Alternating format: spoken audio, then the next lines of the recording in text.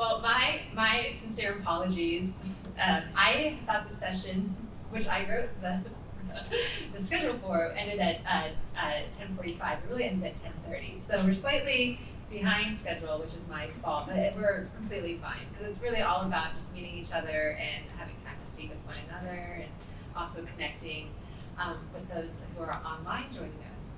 But I wonder, I'll go ahead and introduce our fantastic moderator for this session on fraud and abuse and consumer protection and long-term care. Howard Sollins has practiced law for over 40 years, and nearly all of them are in the health law area. He was both as an assistant attorney general with the Maryland Department of Health and in private practice since 1985. Very importantly, he leads the firm that he's with, Baker Donelson's long-term care center of excellence, which I hopefully he'll speak a little bit more about. And he serves in a number of prominent positions throughout the legal community, including the chair of the health law section with the Maryland State Bar Association, the past member of the legal committee for Leading Age. We'll be hearing from Leading Age later today. He's currently the president of Comprehensive Housing Assistance, which is an agency with the Associated Jewish Community Federation of Baltimore. And he is listed in multiple editions as one of the best lawyers in America, Chambers and Super Lawyers, and past recipient of the Daily Records Leadership in Law. So please welcome Mr. Howard Sollins. Can I forget my parking bit?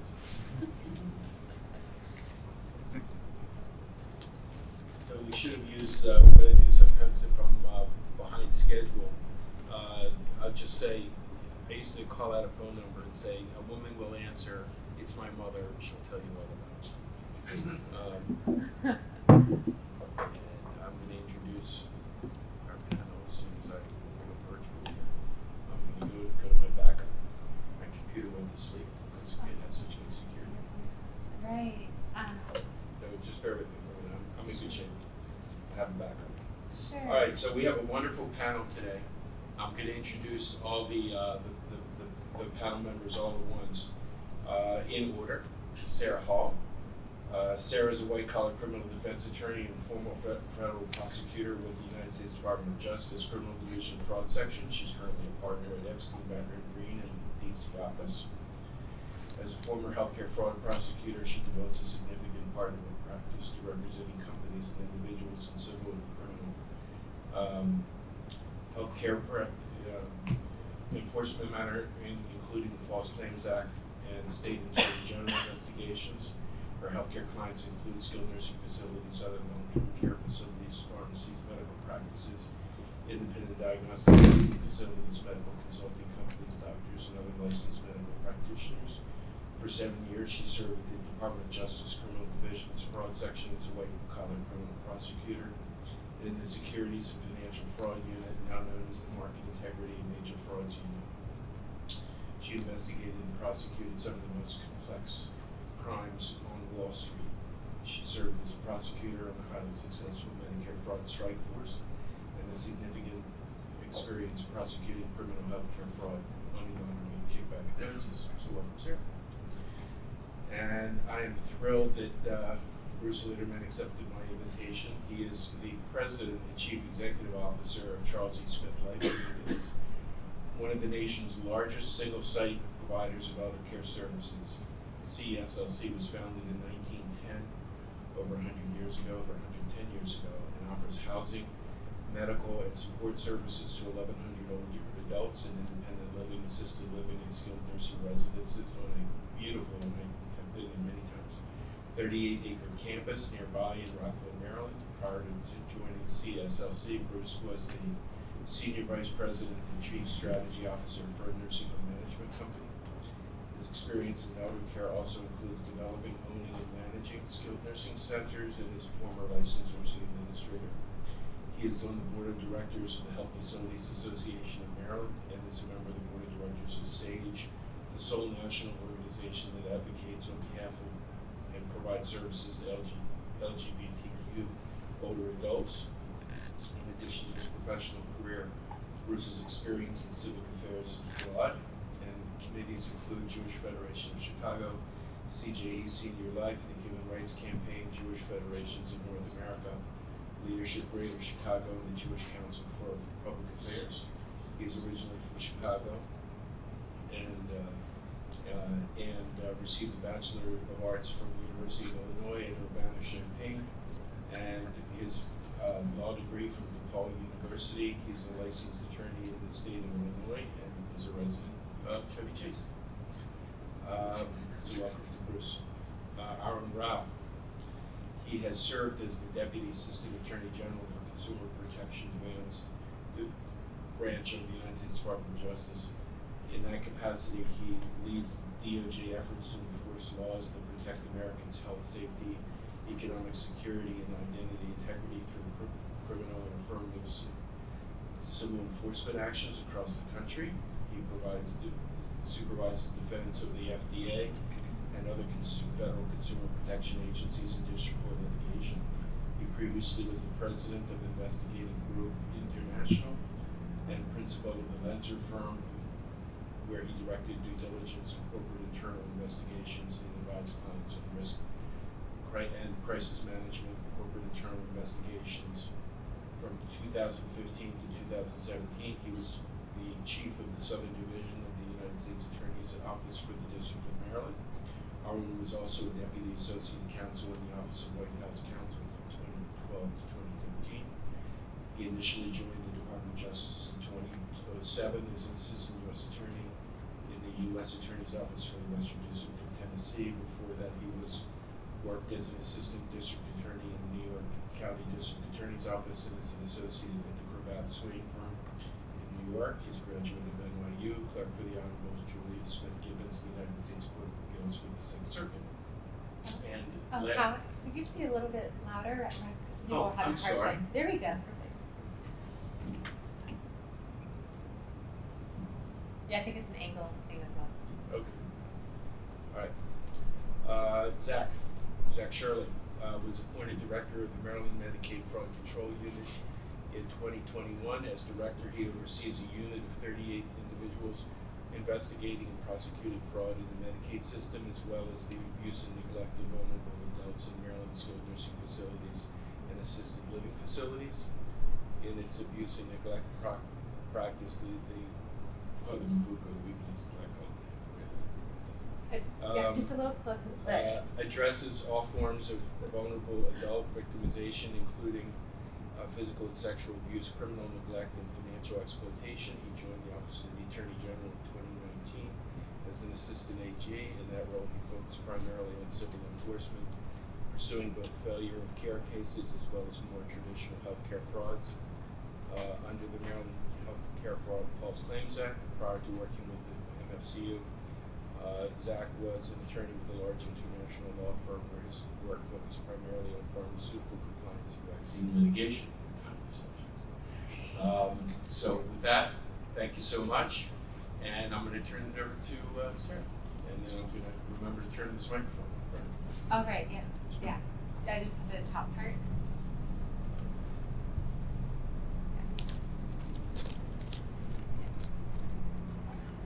Oh, there. Hi. The one that says off. Yeah. Thank Careful. you. Yeah, let's turn that one on. Okay, all right, thank you. All right, thank you so much for that very nice introduction. Can you hear me okay? Is the volume okay? A little higher. Okay. How about now? Is that better? Okay. I am a low talker, so feel free to, let me know if you can't hear me. Good morning, everyone. My name is Sarah Hall, and Howard, thank you for that very kind introduction. I want to thank my friends at Baker Donelson, especially Tom Barnard, who's sitting right here, for this very kind introduction to join this conference today in this really beautiful space that University of Arizona has. So thank you very much for the opportunity. I'm a member of the firm, which means a partner at a law firm called Epstein, Becker here in DC. And as Howard mentioned in the introduction, I'm a former federal healthcare fraud prosecutor. So I look at all of these issues through the lens of typically criminal enforcement, although I do a lot of civil False Claims Act investigations on the defense side as well. So I'm not a regulatory expert like many of you. The presentations in the first panel were amazing. very detailed, very very into the regulations. I'm more of a criminal enforcement person, so you'll have to bear with me. I might speak a slightly different language from the rest of you all who are true subject matter experts. So let's go to the slides. Okay, so the topic that I'm going to address briefly today, I'm sure many of you are aware of this, but in the recent State of the Union address, President Biden announced that he would be rolling out a pretty comprehensive package of reforms for the nursing home industry. This is a very significant potential reform package. It would have really far-reaching impacts, and I'll just sort of touch on some of the key points here. During the State of the Union, there was a very brief mention of nursing home quality of care by the president. These are the details that were laid out by the fact sheet that the White House released in conjunction with the State of the Union. So the real centerpiece of these reforms would be to establish minimum staffing rules for nursing homes, otherwise known as skilled nursing facilities or SNFs, throughout the United States. So as I'm sure many of you are aware, CMS currently only requires what they call adequate staffing for SNFs. CMS mandates nationally that a skeleton crew of around-the-clock nursing coverage is present and one registered nurse who is working at least 8 hours a day. But these are pretty loose standards. The states, many of them do have standards for staffing, but the minimums vary widely throughout the United States. So the real centerpiece of these quality reforms would be to rule out a minimum nationwide staffing, essentially standard promulgated by CMS. So that's really the key point, the centerpiece of these proposed reforms. Other aspects of the Biden package are to increase oversight of poor performing facilities, and then also to examine the role of private equity in the ownership of skilled nursing facilities. And so, Biden's proposal here would really amount to the biggest increase in federal nursing home regulation in nearly 40 years. So it's pretty significant.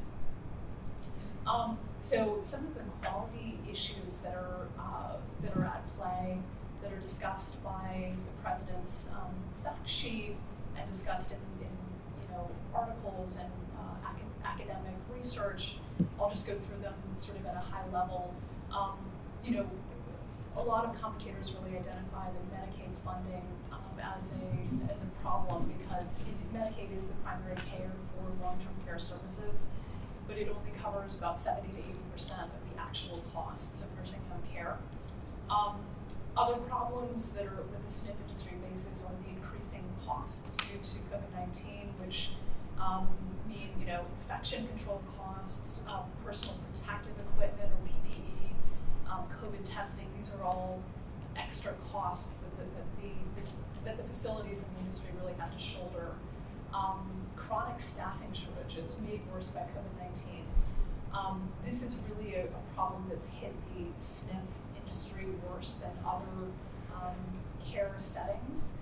The SNF industry has lost a high percentage of workers during the COVID-19 pandemic. Other issues out there, a lot of nursing homes around the country are closing, and unfortunately there is this low public opinion of nursing homes in the United States.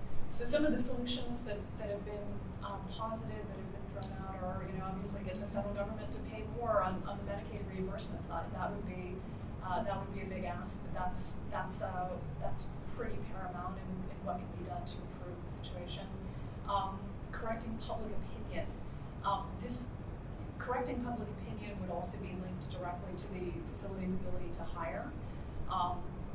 They're tough jobs. The pay is not that great, and the SNF industry has lost so many workers during the COVID pandemic. So correcting public opinion, improving public opinion around SNFs is viewed as something that could improve the industry.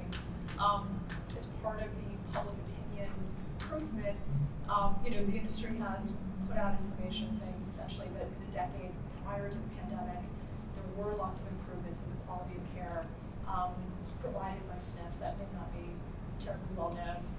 And another positive point is that long-term care patients did see about a 15% reduction in hospitalizations during the pandemic.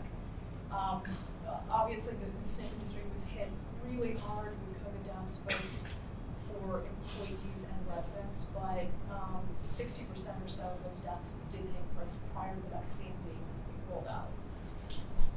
So now what I'm going to do now, just really briefly, I'm going to touch on what the White House had to say about the role of private equity. This was really the point in the Biden remarks in the State of the Union that grabbed a lot of attention. He essentially sort of demonized the role of private equity in gobbling up nursing homes, providing lower quality of care, increasing costs, things of that nature. But there's really another side to the story. Private equity has bought up mostly struggling nursing homes that have been essentially mismanaged or not well managed. And that's essentially because they present the best opportunity for return on investment. And although numbers do differ, approximately 5 to 11% of all nursing homes in the U.S. are owned by private equity, but the quality problems are really much more pervasive. About a third of the nation's nursing homes receive only 1 to 2 stars out of 5 stars available. So it's a much more pervasive problem in terms of just the ones owned by private equity. That is essentially sort of a very high-level summary of what the Biden nursing home reform package would look like. As a former federal prosecutor, as someone who works in the enforcement space, it really does look like a continuation of just the federal government writ large's emphasis on improving the quality of care in nursing homes. There was a March 2020 rollout of a DOJ HHS program called the National Nursing Home Initiative, which was more on the civil and criminal enforcement side. But these ideas are all connected. Time will tell if this Biden package is going to move the needle on really improving quality of care. Let's hope so. So I see my time is up, and I will yield the floor to our next speaker. Thank you.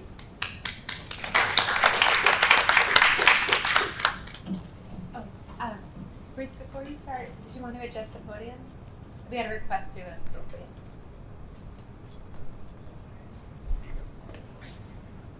Can you hear me? Excellent. Good morning, everyone. I'm honored to be here this morning with my co-panelists. Thank you, Howard. My preferred pronouns are he, him, and I'll just summarize a little bit about our campus. Howard did a nice job of stating that at Charles E. Smith Life Communities, we were founded in 1910. We are a nonprofit. We are Jewish faith-based, and we proudly serve all in our community. On our campus, our 850 associates every day live our mission to deliver quality care and meaningful life experiences to older adults with dignity and compassion. And this morning, I'd like to talk a little bit about expanding the conversation beyond the framework of long-term care and discuss elder abuse and prevention in the community in a larger frame. And to that end, we'll start our journey into CSLC in 2014, where our board, together with leadership, launched the Elder Safe Center, a community-based program to provide multifaceted responses to elder abuse. It focuses on 3 primary core components: providing shelter, education, and advocacy. So first I'll start talking about our shelter and services component of our program. And that journey for our clients really starts with our language accessible helpline. It's the primary access point for referrals, for temporary shelter, and for requests for community resources. Prior to the pandemic, we would receive approximately 50 to 70 calls per month, but that number decreased by about 30% in 2020. At the beginning of the pandemic through 2021, our call volume is now returning back to pre-pandemic levels, but slowly. Trends from the hotline. So 60% of the calls we receive are from female victims of abuse, ranking them in order, the abuser types.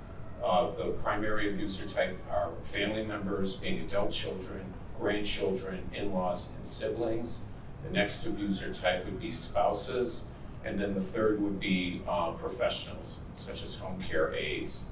Many of the callers report multiple forms of abuse. 30% report emotional, verbal, or psychological abuse.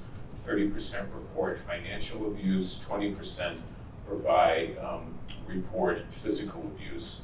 And more what we are hearing from the survivors, and this is true even for those who are victimized by financial scams, is that they are experiencing suicidality or have even attempted suicide. And this is attributed to the trauma of the abuse. Many victims are experiencing abuse from multiple perpetrators. So example, from a son-in-law and a daughter.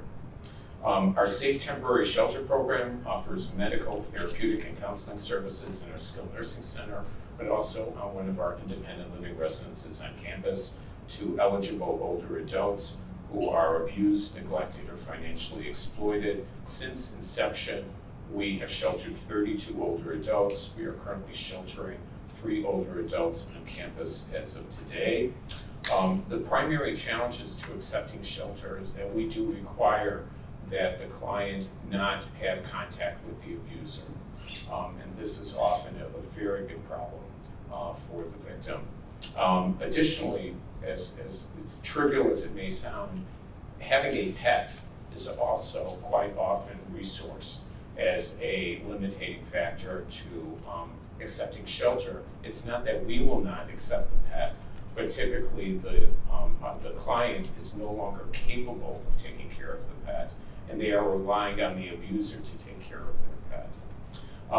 And now I'll transition to our education programming, which is provided free to multidisciplinary professionals, including medical, social service, legal, and first responders, and faith leaders and community members. Most of the training obviously is conducted online, virtually these days. In 2021, we provided 12,000 people in the community, and this is nationwide, with training on elder abuse identification and prevention. Our website hosts a brochure that's available for download in 7 languages. The brochure lists our services and our contact information, and we also have a community resource guide that helps connect older adults to community resources that is available for download in 4 languages. We do serve, I should have said that right out loud in the beginning, we serve the District of Columbia, Montgomery County, and Prince George's County primarily, but we often get resources, requests for service in Northern Virginia and throughout the state of Maryland. And then the advocacy component of the Elder Safe program seeks to improve the systems and laws that protect older adults from abuse, neglect, and financial exploitation. A key effort of our advocacy component is our coalition of diverse agencies and providers who meet quarterly to coordinate planning and responses to elder abuse. Among the participants are Adult Protective Services, the Long-Term Care Ombudsperson, Montgomery County Police, Prince George's County Police, Holy Cross Hospital, the Montgomery County Coalition for Homeless, and the DC Housing Program.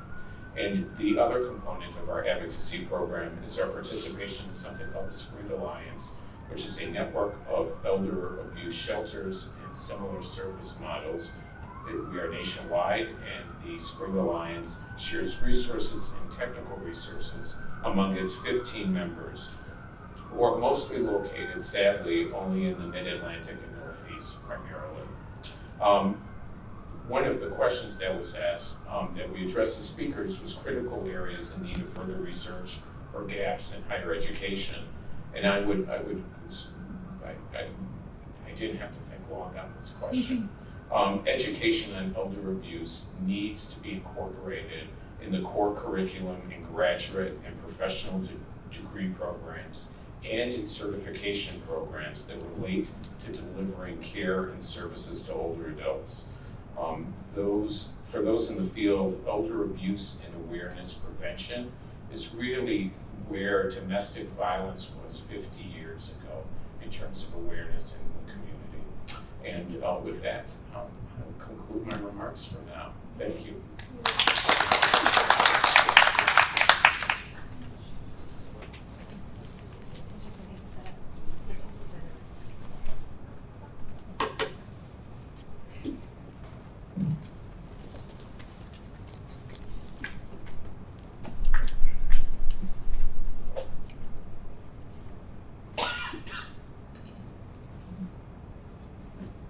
afternoon, everybody. My name is Arun, and so before we get into the substance of today's presentation, I thought I'd begin by providing, hold on, what did you got? There we go. A little bit of background about the Consumer Protection Branch. The branch is based here in Washington, D.C., right down 4 blocks away from where we are at the moment. And we litigate both civil and criminal cases across the country. Last year, we pursued actions in about half of the cases of the country's 93 federal judicial districts. And from October of 2020 through the end of 2021, the branch secured convictions as to 67 individuals, as well as 17 corporate guilty pleas and 5 corporate deferred prosecution agreements. And we secured monetary judgments totaling over $6 million. The core of the work that we do involves protection of consumers. As an example of the breadth of the branch's work, over the past 6 months, we've successfully conducted a number of trials involving a broad range of criminal activity. A few weeks ago, branch attorneys secured a trial conviction of several defendants involved in fraudulent sweepstakes mailings. These were targeting elderly individuals and ended up securing a loss of almost $90 million.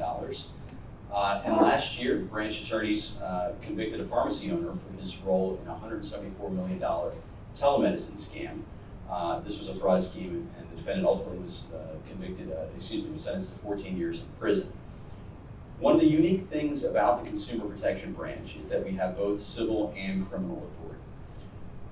As an example of our civil authority, over the last year, we secured a settlement with Twitter that requires the company to pay $150 million in improved data privacy practices. And last month, you may have seen in the news, we secured a consent decree as to Abbott Labs, which will allow the company to resume manufacturing infant formula, but also requires that the company first take measures to increase the health and safety and ensure compliance with good manufacturing practices at the facility. And so in addition to working specific cases, we also help coordinate and advance a range of department priorities. Most pertinent to today's conversation is the department's elder fraud work, including what's called the Transnational Elder Fraud Strike Force. One of the motivations behind the creation of the Transnational Elder Fraud Strike Force was the way in which fraud has evolved over the past decade. With increasing frequency, we're seeing schemes that are targeting older adults, but that they're also predominantly based from overseas. So let's take the example of imposter scams. These are fraudsters who pretend to be government agencies, major companies, or at times, friends and family members. And keep in mind, as we talk about these numbers, that fraud is chronically underreported. All this data is drawn from the Federal Trade Commission's Consumer Sentinel network of reports. So in 2020, consumers filed just over 500,000 reports of imposter scams. In 2021, that number jumped up to 990,000 reports of imposter scams. And approximately 17% of consumers making those reports lost money for a total of about $2.3 billion. Although romance scams account for a much smaller segment of consumer reports, victims tend to lose more money to romance fraudsters. In fact, losses to romance fraud in 2021 were 6 times the reported losses suffered in 2017.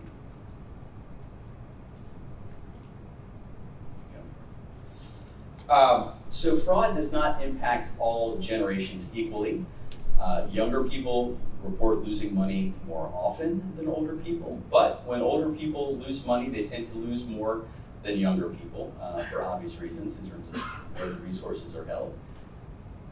Again, all of this data on this slide is from 2021. Older Americans who lost money to fraud also reported different contact methods and payment methods than younger Americans. 30% of those aged 70 to 79 who lost money reported paying the fraudster via gift card. For the 20 to 29 cohort, that drops to 13%. Only 9% of those aged 20 to 29 who lost money were contacted via phone. People don't really answer their phone in that generational cohort that much these days, compared to 27% of those aged 70 to 79. It's important to note here that the losses that can be suffered can be crippling. In 2019, the Financial Crimes Enforcement Network, or FinCEN, conducted an analysis of scam-related suspicious activities reports filed by financial institutions in which the victim was an older American, and the average amount of money lost was over $25,000. And in 66% of those reports, the money was being sent to a foreign location. Which will bring me to the department's response. Not sure what happened there. There You have to, thank you. So the department's response to these trends has taken a couple of different approaches to the problem here. We have to think both locally, and globally. And so in terms of locally, the department and our law enforcement partners have experts on these types of schemes across the country. Every U.S. Attorney's Office has what's called an Elder Justice Coordinator, who's tasked with ensuring that their districts are doing what they can to combat financial exploitation of older Americans. And across the country, we're also partnering with local law enforcement. The branch recently, for example, obtained criminal charges against 8 so-called money mules. They were working for a grandparent scam network targeting elderly individuals, claiming that family members were in legal trouble, they needed money for bail. And in that particular investigation, we worked with the San Diego Elder Justice Task Force, which included a lot of local law enforcement agencies. Globally, our approach is similar. We are trying to find and build expertise and foster high-quality, productive relationships across the globe. We work with 6 different U.S. Attorney's offices on the Transnational Elder Fraud Strike Force, and we're committed to resources to parts of the world in which these schemes are coming from. For instance, late last year, I, along with other members of the department, members of the FBI, met with the Central Bureau of Investigation of India to discuss ways to combat emerging crime trend, including telemarketing fraud targeting elderly Americans here in the United States. And so we're looking at ways to increase evidence sharing in those types of cases, particularly when the perpetrators are located abroad. In the last couple of minutes I want to talk briefly about, no minutes, how you can help. What we need is more research in terms of understanding when people are vulnerable to fraud and why, and we need to better understand how we can prevent people from becoming victims. What messages work? How do we effectively prevent people from falling prey to these kinds of professional scammers? And for those of you who are teaching, to help your students to see the obstacles that may exist and think of ways around them. All of that would be extremely useful for the work that we're doing.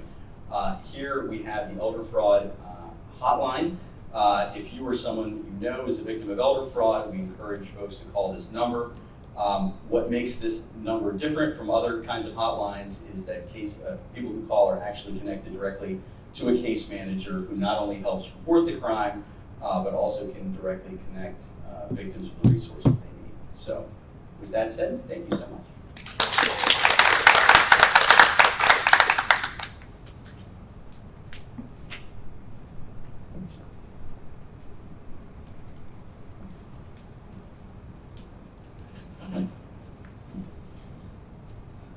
All right. I'm Shirley. Good morning. I'm the director of the Maryland Medicaid Fraud Control Unit, and if there's one thing I love to do, it's talk about what I do. Unfortunately, I have 8 minutes, so I'm going to jump right into it. So the Medicaid Fraud Control Units exist in all 50 states.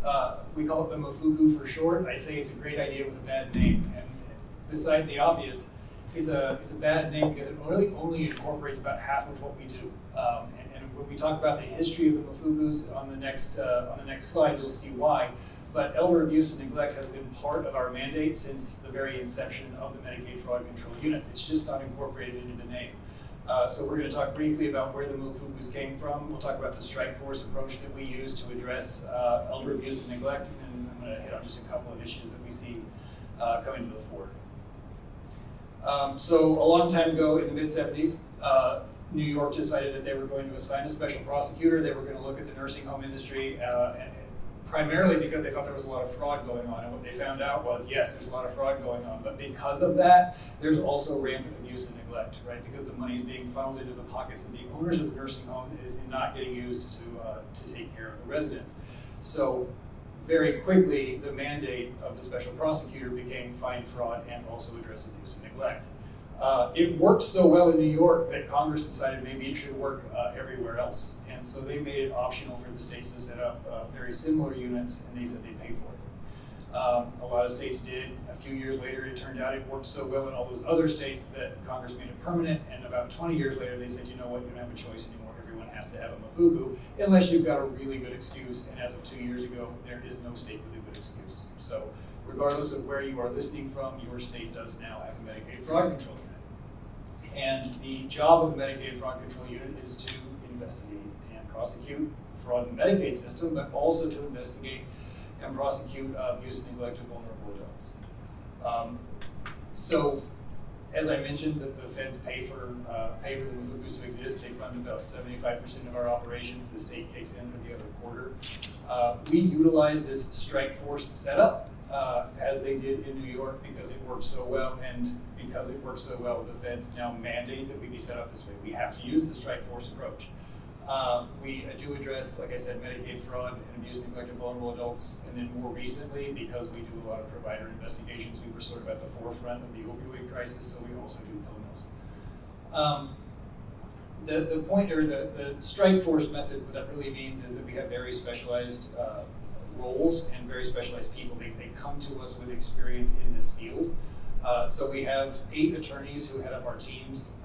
Each of them has 2 investigators, and then we have auditors and forensic accountants, because a lot of our fraud cases obviously are data driven.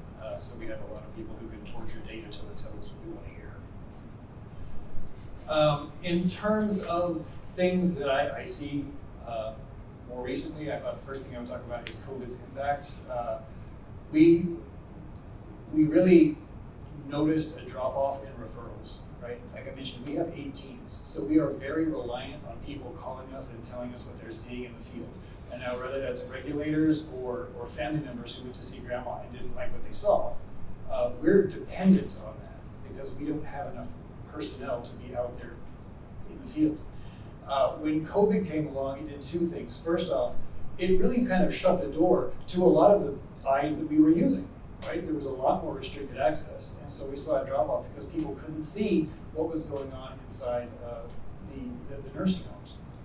The other problem that we faced was, fraudsters tend to thrive on isolating their victims, right? Like making their victims dependent upon them, and that was real easy to do during COVID. And so we did see an increase in isolation, which kicked up the financial frauds, and we're seeing a lot more of those referrals now. I think, I hate to say this, but a part of it is that evidence of physical abuse fades, right? And it's been 2 years. So were there people being abused during COVID that we never heard about and for whom we can't do anything now because the evidence is gone? Yes. But we're seeing more financial fraud referrals coming into our office because that evidence doesn't fade, right? I can pull up my bank statements from 2 years ago and see what you've been doing. So we're seeing a lot more of the financial fraud reporting now and less with the abuse. I will say, if nothing else, the one good thing that came out of the pandemic was that we all moved online, right? I learned to use PayPal. But we're all so phone focused now, and our lives online are so thoroughly document our existence that what we do find is it's really easy to prosecute these cases now. Because if you take someone's debit card and you start using their money for your own personal needs, look, DoorDash is going to tell me where they delivered that burrito. All right, it wasn't to her house; it was to yours, right? So we have like I said, not a lot of great things happened during COVID, but that's one of them. We all moved online, and we now are fighting those financial frauds a little easier to prosecute. 2 minutes, outstanding. So the other thing I wanted to talk about, because it is a big issue in Maryland, are unlicensed assisted living facilities. This comes up no matter who I talk to. And it's primarily because it's such a there's just, it's a venue for abuse and neglect that goes undetected. It's real easy to set up an assisted living facility. You can do it by mistake. You cannot even realize that you've set up an assisted living facility or that you need to be licensed. The problem is, if you're not licensed, the state doesn't know you exist, and then there's no oversight. And so it becomes real easy to cut costs, to abuse and neglect the individuals under your care. And unless they pick up the phone and call someone, we're never going to know. And so it has become it's become a big problem in Maryland, and one that a number of stakeholders in the community want to address, and they're addressing it from multiple perspectives, which you have to do. I say there at the bottom, not every problem is a nail, because when I got this job, I definitely thought I came in and I was like, I'm going to save the world. I was gung-ho, and I was going to clean up the Medicaid system in Maryland. The problem is, when you have a hammer, every problem is a nail, and this isn't one of them. We can't prosecute our way out of this problem. The reason that unlicensed assisted living facilities flourish in our community is because they fill a need.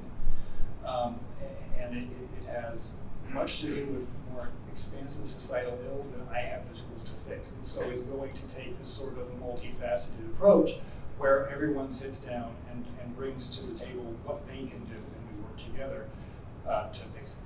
Because, like I said, I can't prosecute our way out of this problem. So I think that's all I had. Oh, that's our seal. Right. It's tough, yeah. All right.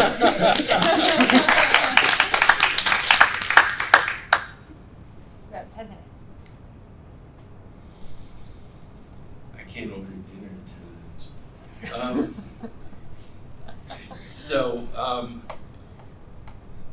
I was listening to Zach's. We just actually had an interaction with the Medicaid fraud control unit because we had a nursing home resident who was exploited by somebody and we didn't know who, and we called our client called us and said, what do we do? And Tom and I conferred and we said, we're calling the Medicaid fraud control unit to help work with our client to identify who bought, I think, the wigs. So I'm sure that will play out as it should. Yes.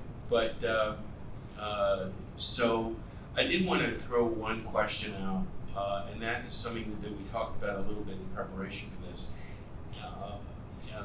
Not directing it to anybody in particular, and that is the issue of paternalism versus autonomy.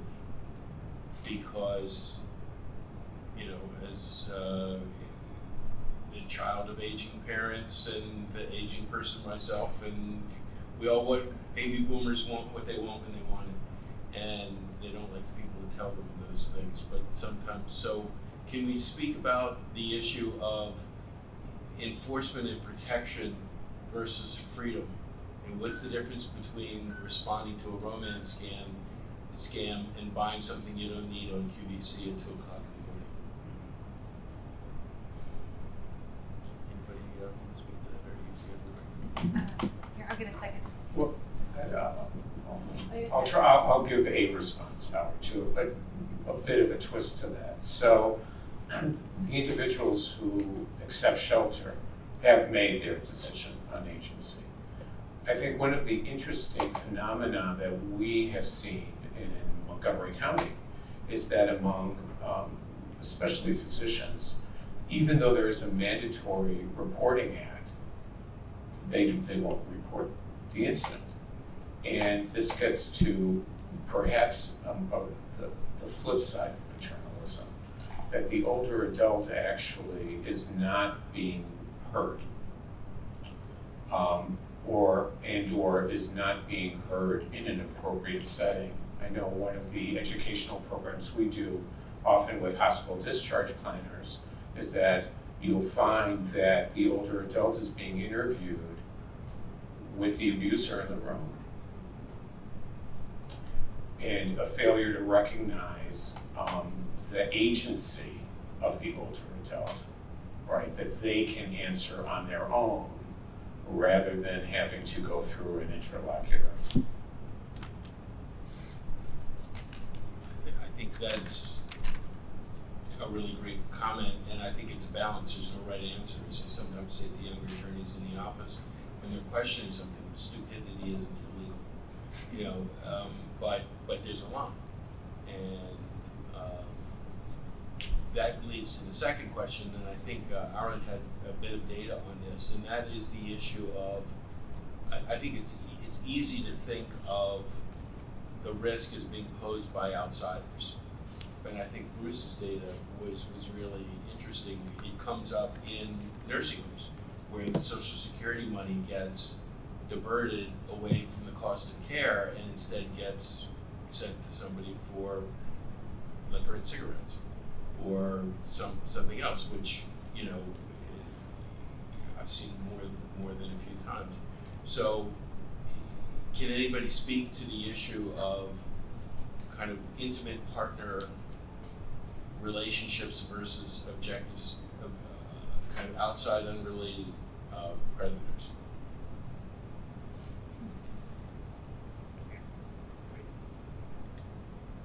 Just because of the way that our unit operates, we tend to see more outside parties because it's the providers that we investigate, and so we do see that more often.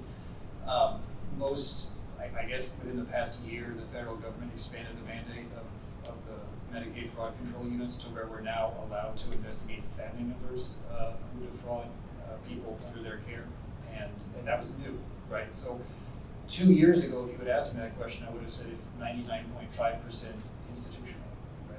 It's all the providers, because that's all I saw.